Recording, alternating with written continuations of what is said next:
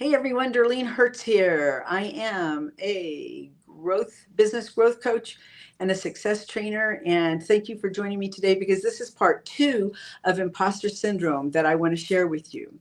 And last week, just as a little recap, we talked about what imposter syndrome is.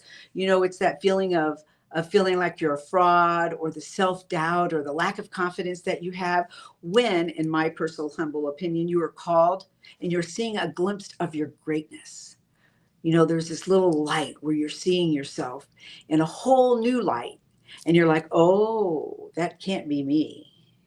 I would feel like such a fraud.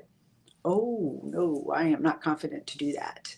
And I speak from personal experience. I can't tell you something if it doesn't exist in me. And that would be another point that I wanted to make with you, is that you can't see something in someone that doesn't exist in you. So if you see greatness in somebody else, guess what that means? That means that greatness is within inside of you.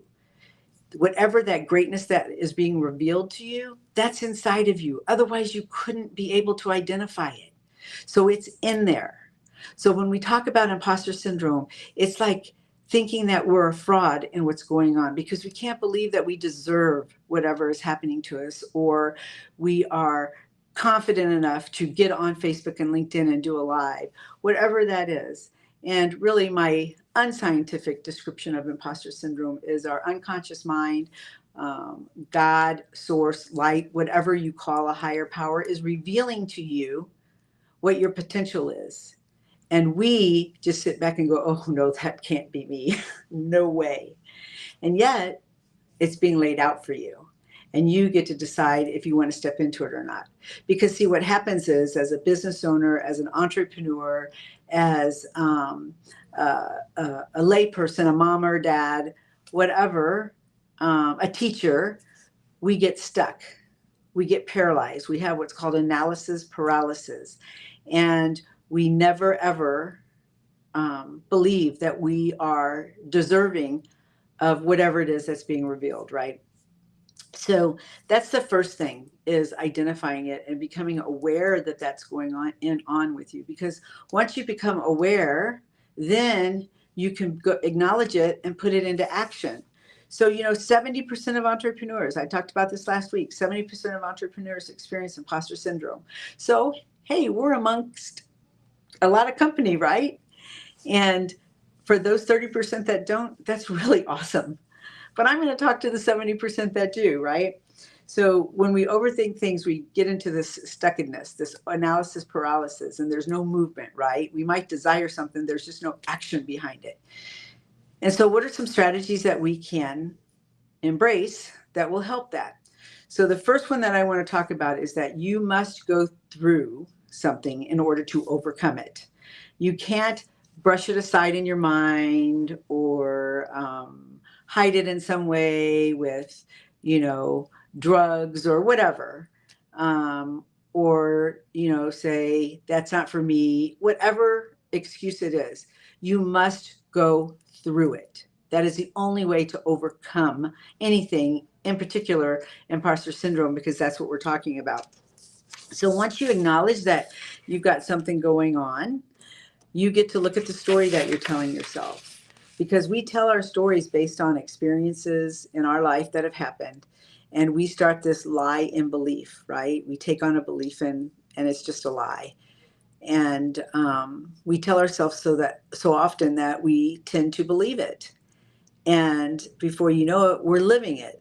So the idea of changing your story changes your thoughts, which then changes your life. And just as an example, I at one time told myself that I could not speak in public.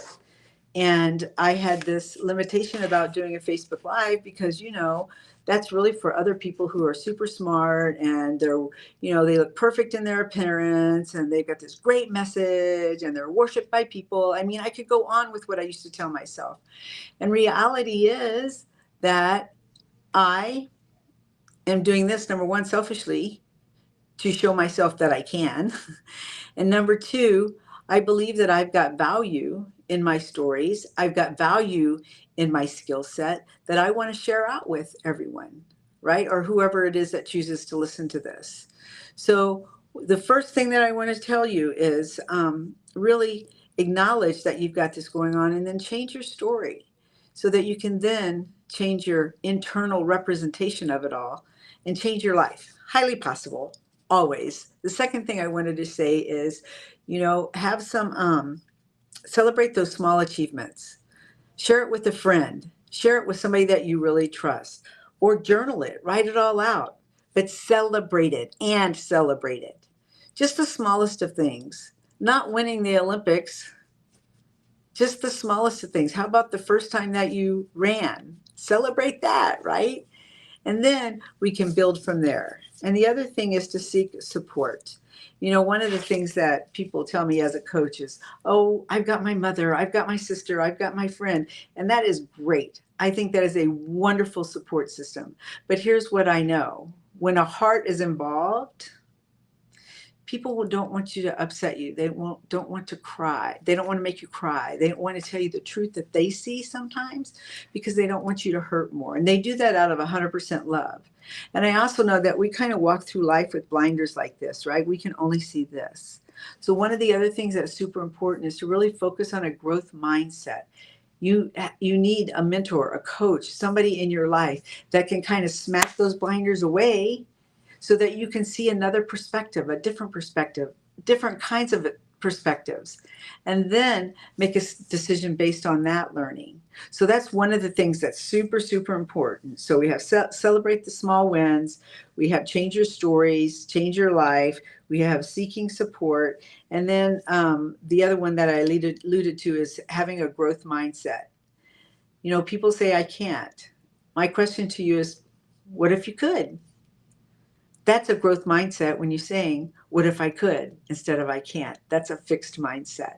So when you approach a problem or something that's holding you back, a stuckenness, if you will, and you can't seem to move forward, be it maybe you're not getting the results you wanted, you're not reaching your goals, whatever that is, ask yourself, are you asking yourself the right questions? If you have any questions, please put that in the comments below. I would love to answer them. And here's what I ask of you. I would love for you to, number one, follow me on Facebook or LinkedIn, however it is, or YouTube, however it is that you're receiving this. And number two, be aware of two things. I have a success boot camp coming up on July 25th. And the day before that, I have a webinar called She Leads Women in Business. And I would love for you to be a part of that. However, you get to respond in the comments and we'll connect with you about how that can happen, both of those things. I would love to hear from you. At the very least, if you would follow me, that would be great. At the most, connect with me personally. I would love that. All right. Until next week, you guys have a great